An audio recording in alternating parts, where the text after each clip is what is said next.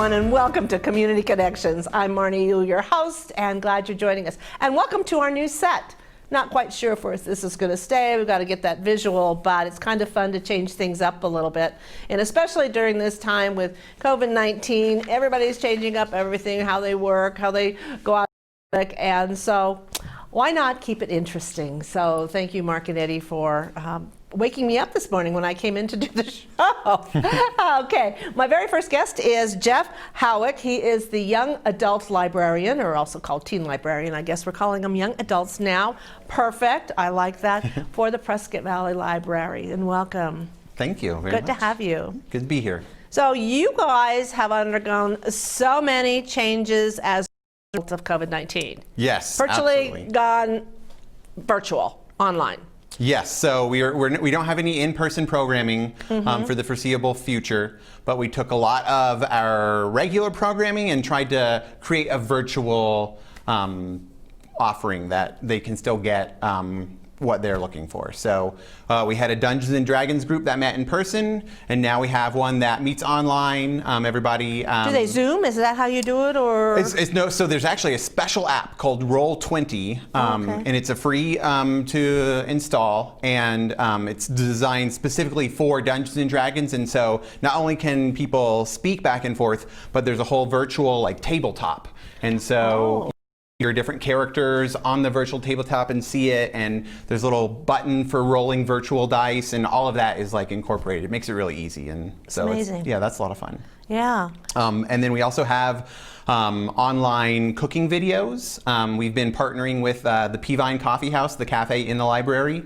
And they show us how to make microwave mac and cheese or refrigerator bread or all kinds of fun stuff. Now, are those targeted towards the teens? Yes, so yeah, we try to do simple recipes that you can make at home. You know, maybe you're 13 and your parents not around. Well, you can make microwave mac and cheese. Oh, that's brilliant. Yeah, so those are on our Facebook page and our YouTube page. And then we also do what we call Crafternoon videos. And so Colleen, who's the arts and crafts queen, she does all these fun videos.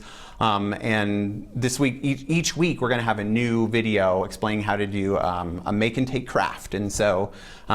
So what about the supplies? I mean. We got them all ready for you. So we got all the supplies together in a bag. You can come into the library and pick it up if you want, or if you don't want to do that, you can do the drive-through and pick it up right through there. So pick up the crafts, take them home, watch the video, and it will step-by-step walk you through how to make it. So. And what kind of crafts do you do? All kinds of different ones.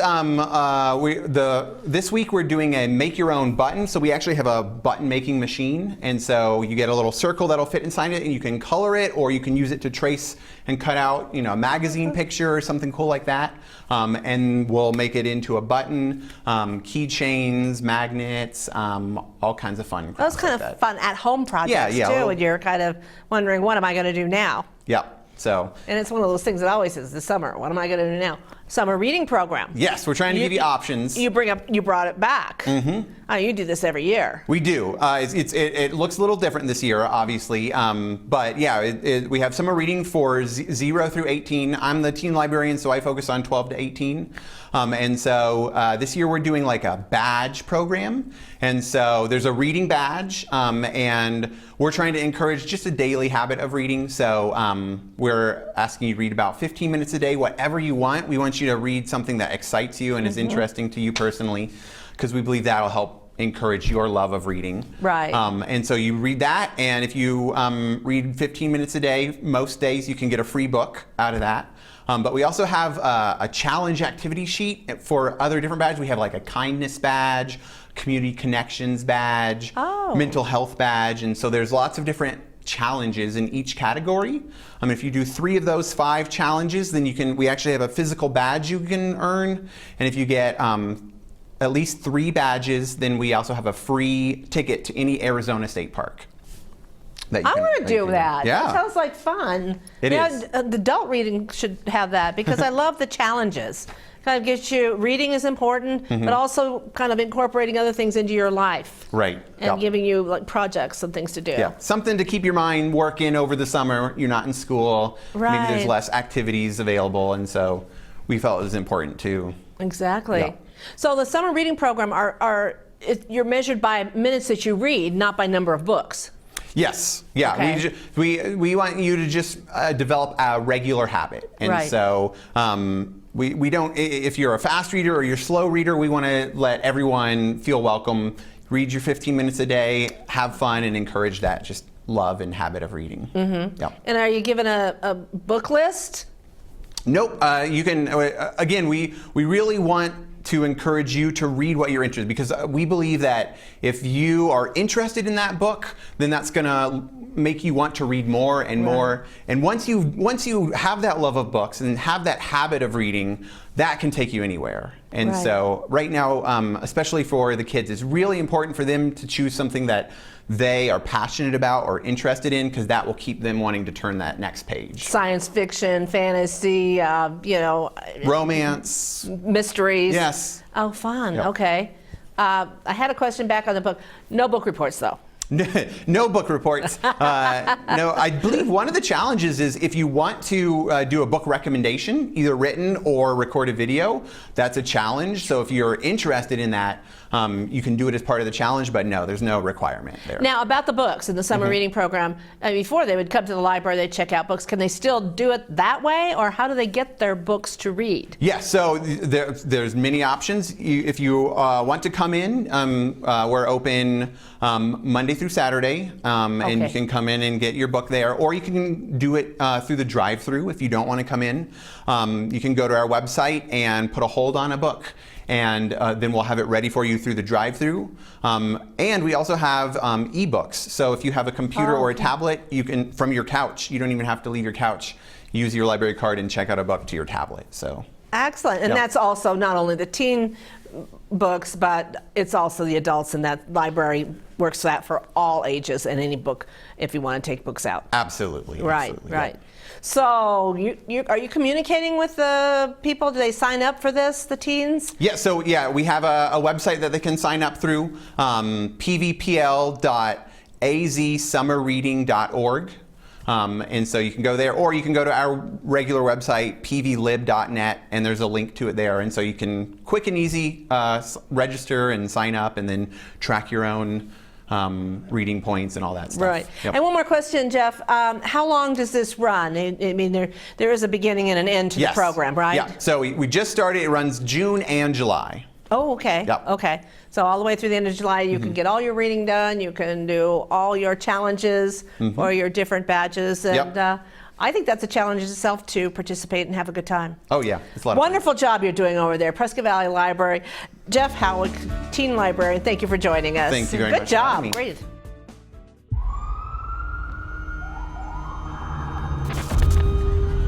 Opiates has taken everything and everyone I've ever loved away from me. Everything. I blew my ankle out and I got prescribed pain pills by my doctor. If making my detox public is gonna help somebody, I'm all for it. I just wish I would have had a warning. Opioid dependence can happen after just 5 days. Know the truth, spread the truth. It appears these hot ashes are about to be dumped, which could possibly start a wildfire. How will Smokey deal with such a hot situation? The garden hose defense. Next, a thorough stir. Then another spray. And finally, feeling if the ashes are cool.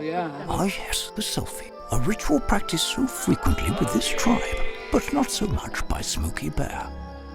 Only you can prevent wildfires.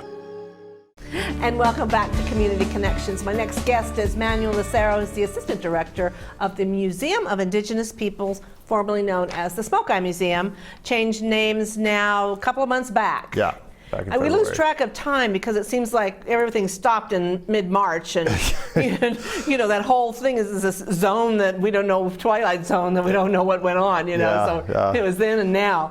But are you open at the museum now, Manuel?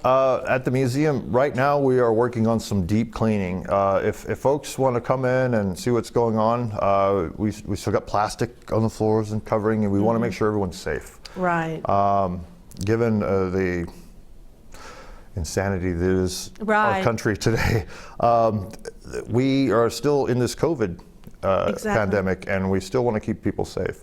Most of our volunteers are in that target range for susceptibility, and we really want to do the safest thing possible. Our board of trustees are very conservative in wanting to maintain the safest work environment possible.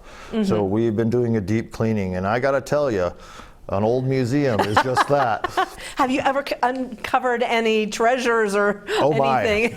I don't know about treasures, but there's a lot of dust. Well, all the 30,000 or so latias that line the top of the museum and the ceiling there, I don't think have ever been dusted since 1935 when the building was built.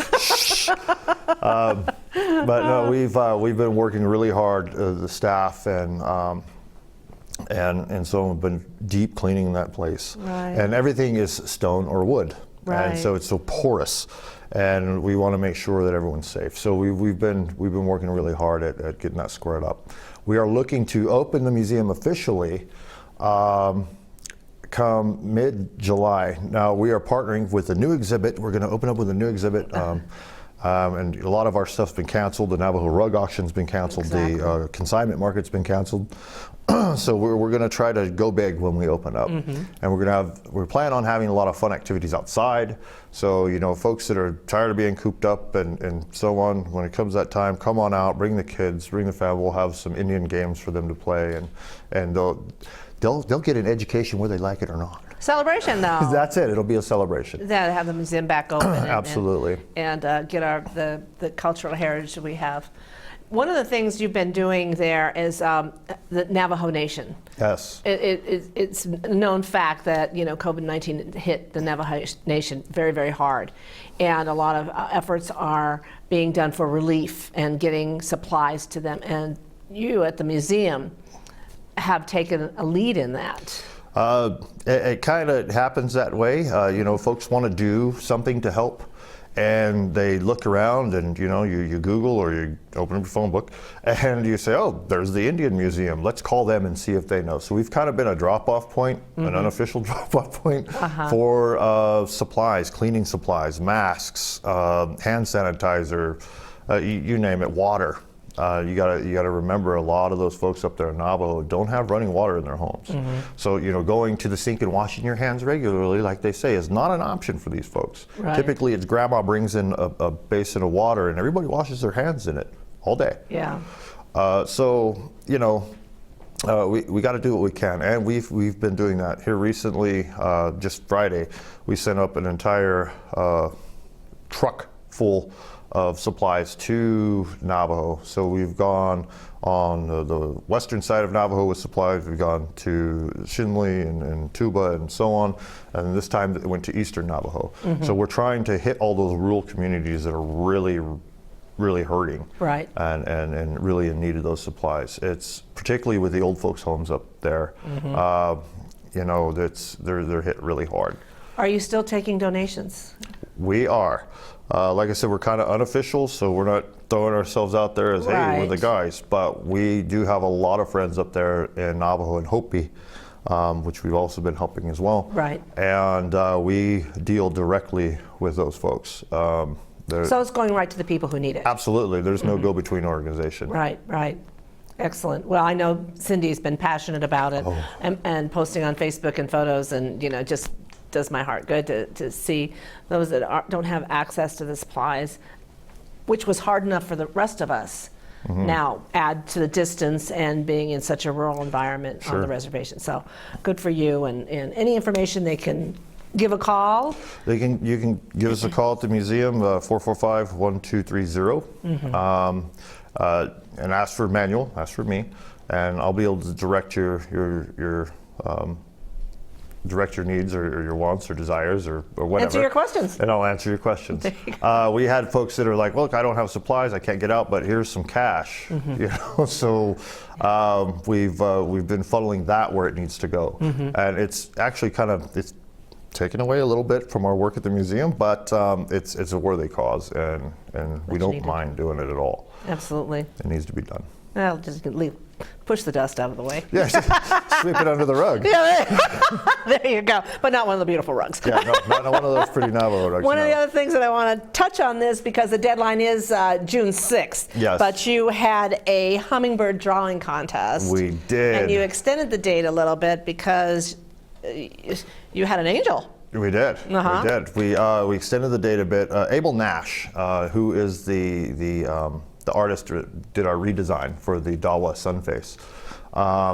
He is a fabulous artist, and he put together a bunch of coloring pages, and then he decided, hey, let's have a coloring contest. Everybody's stuck at home, you know, so whether you're an adult and 103 years old or you are only 6 months old, you have an opportunity to color one of these wonderful coloring pages. It's all Hopi art, but left blank, so you can color it yourself, and Abel Nash himself will be the judge. So the museum has stepped out of the judging thing, and Abel Nash, it's all getting set up to Hopi, where Abel will judge it, and we have different categories: adults, teens, juniors, and tiny tots.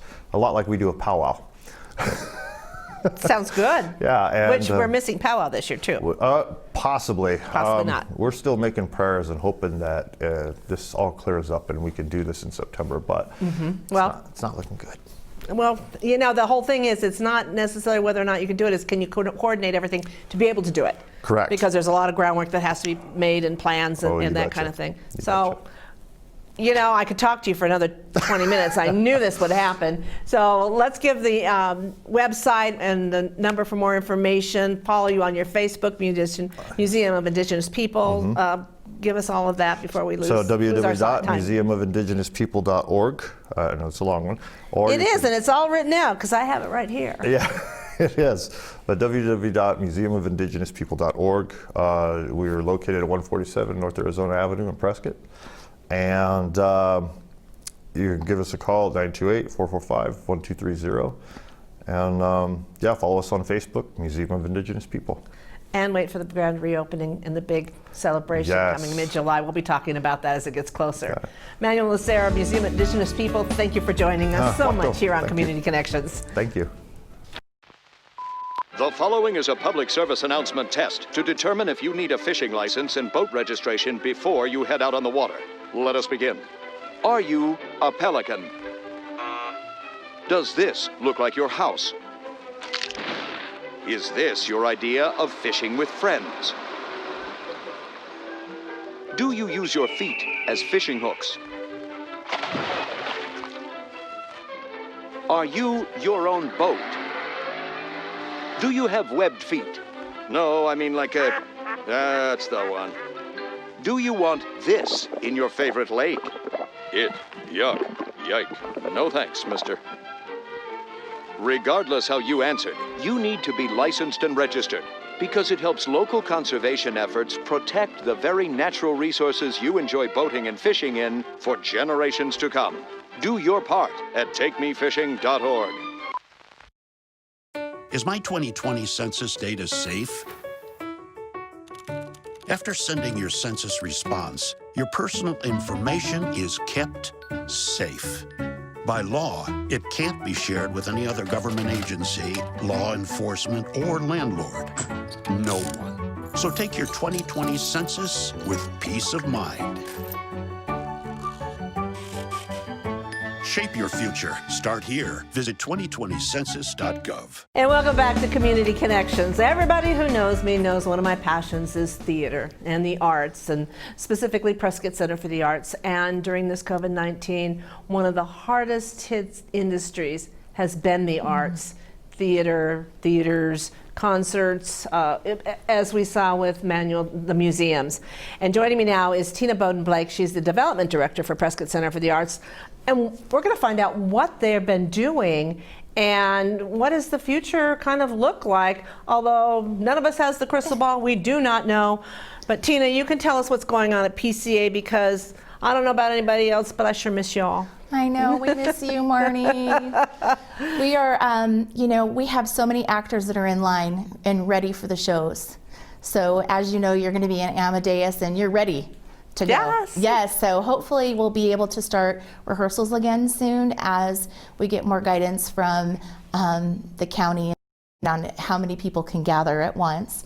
Exactly. And- We're waiting for the governor. Please go to phase 2. At least that would open us up to our rehearsals. Yeah, and then once that happens, then we'll be able to determine when we can officially reopen or do the shows that we were scheduled to do Right. at the end of this last season. But all the shows from last season will be happening.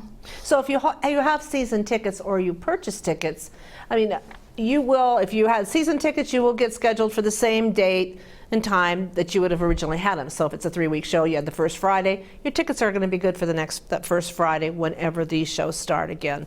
And if you've purchased them just individually, you can check back with them and exchange them for another day. Exactly. You can get a refund if it doesn't work out. Because who doesn't want to see Mamma Mia and Amadeus and Red? I mean, those are the 3, and then Willy Wonka. You know, and again, it's scheduling and postponing, and there may be cast changes. We all kind of live by our schedules on when you can do a show and the time commitment involved. But hopefully they'll all run and, you know, I'm thinking positively, maybe late in the fall. But again, it's not only Prescott Center for the Arts, it's Broadway, it's every community theater across the United States that's going through this. So, but you also took on another role at the beginning of all this. When you shut down the theater, you said, what can we do and be involved in the community? Right. We have been around in the community for 50 years, and we thought, what can we do to give back? We are always been supported and blessed by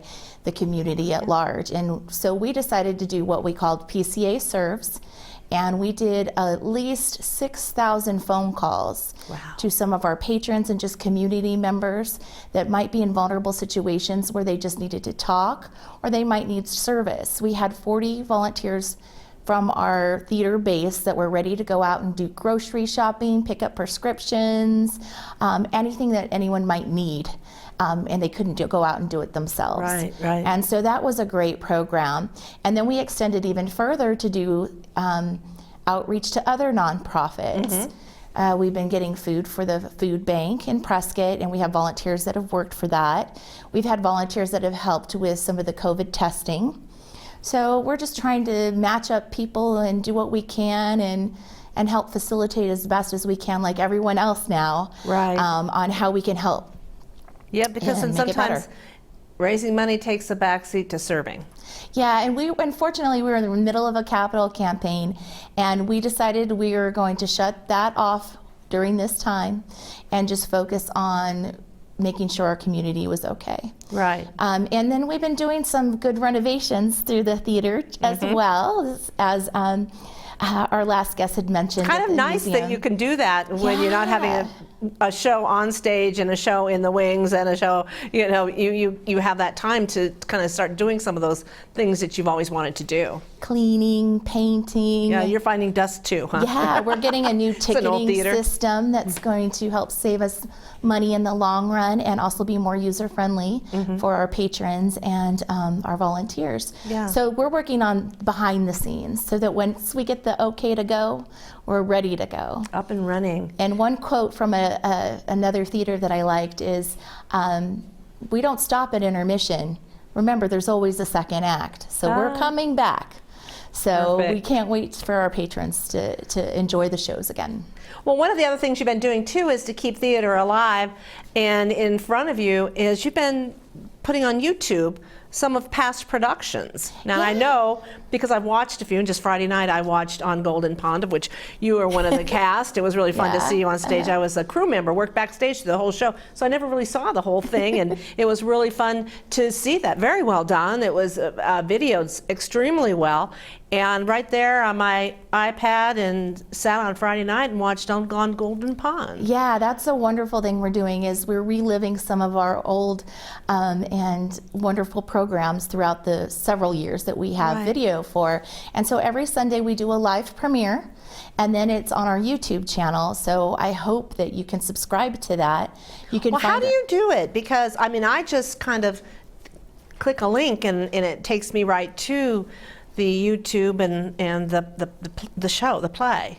Yeah, you can also just go to YouTube and look up Prescott Center for the Arts, and then you'll find our channel, and then you can see some of the other shows that have been on there. So On Golden Pond is on there, Noises Off is on there. We have several other shows that have premiered so far that are on Are they there. on demand, or are they just shown on that Sunday night? They're shown and premiered that Sunday night, but then they stay there.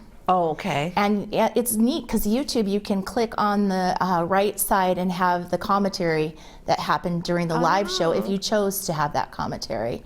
And, And people during the live premiere, will mention don't talk during the show. Yeah, you're typing during the show. I don't want to be distracted. and chatting. Oh. But yeah, this live business that's happening is a wonderful way for us as a theater to think outside the box and be innovative of how we connect to community and what we can do for community.